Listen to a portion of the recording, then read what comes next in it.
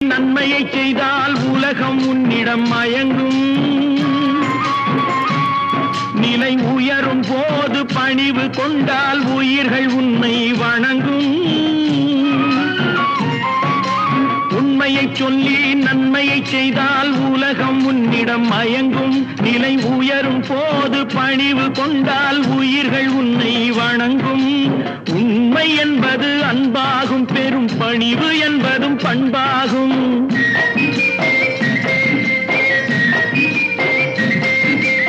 உண்மை என்பது அன்பாகும், பெரும் பணிவு என்பது பண்பாகும். இந்த 4 கட்டளை அறிந்த மனதில் எல்லா நன்மையும் உண்டாகும், எல்லா நன்மையும் உண்டாகும்.